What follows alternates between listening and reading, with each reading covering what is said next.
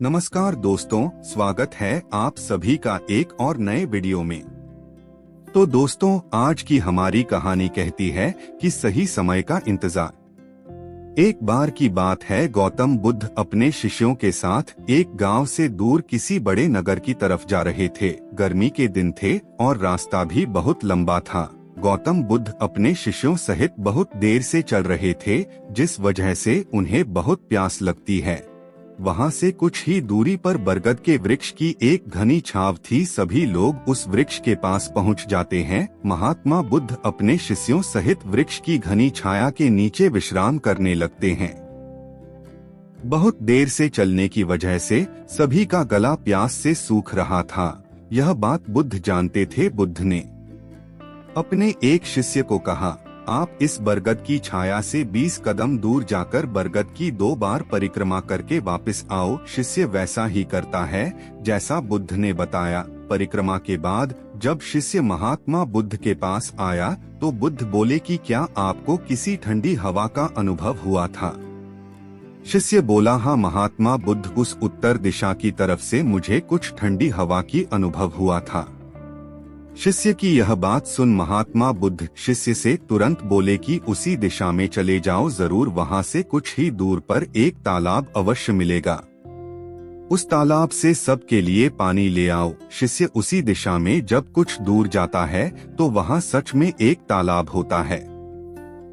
तालाब देख शिष्य बहुत प्रसन्न होता है और तालाब के निकट जाकर जैसे ही तालाब से पानी भरने वाला होता है, तभी शिष्य की नजर वहां दूर तालाब में कपड़े धो रही कुछ स्त्रियों पर जाती है। बैलगाड़ी के पहिए तालाब की मिट्टी के ऊपर इतनी जोर से निकलते हैं कि तालाब के नीचे बैठी बहुत सारी मिट्टी तालाब के ऊपर आ जाती है, जिस वजह से तालाब का बचा हुआ पानी भी गंदा हो जाता है।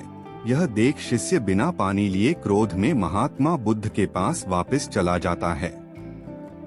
शिष्य बड़े ही निराशा भाव से महात्मा बुद्ध को सब बात बताता है। शिष्य की बातें सुन सभी शिष्य बोलते हैं कि हमें तुरंत यहाँ से निकलना चाहिए, किसी दूसरी जगह पानी की खोज करनी चाहिए, वरना प्यास के मारे जान निकाल जाएगी। इधर महात्मा बुद्ध सभी को शांत होने के लिए कहते हैं और बोलते हैं कि धीरज रखो, कुछ देर यही बैठो, उचित समय आने तक संयम बनाए रखो। सभी महात्मा बुद्ध की बात सुनकर शांत हो जाते हैं और वहीं बैठ जाते हैं। कुछ समय बीत जाने के बाद महात्मा बुद्ध फिर से अपने शिष्य को उसी तालाब से पानी लाने के लिए कहते हैं।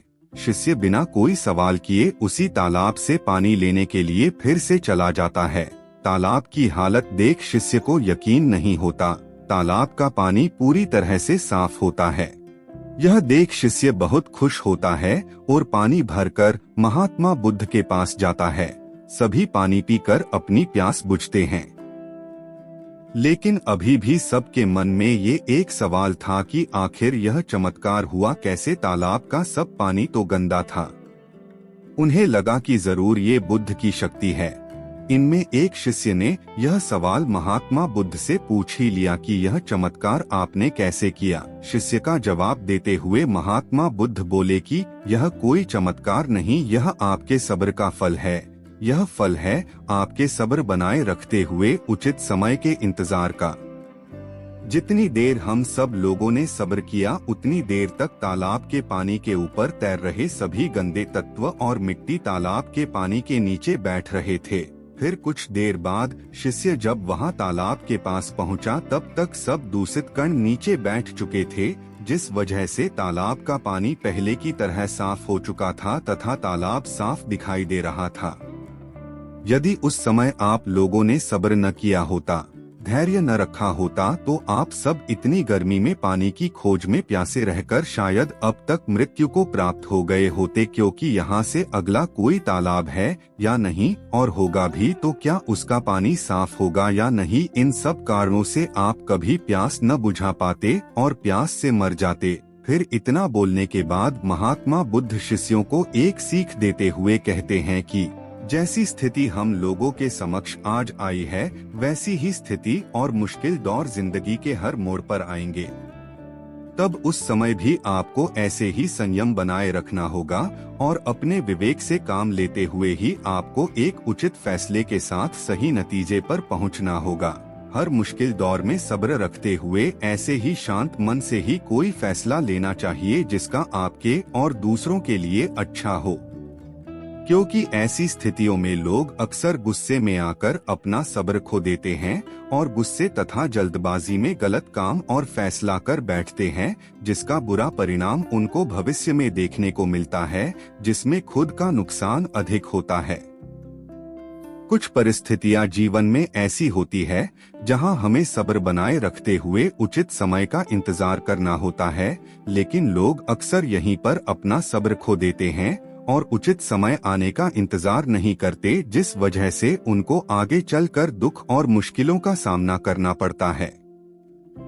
हमरे द्वारा लिया गया आज का फैसला हमरे आने वाले कल की खुशी और दुख को निश्चित करता है।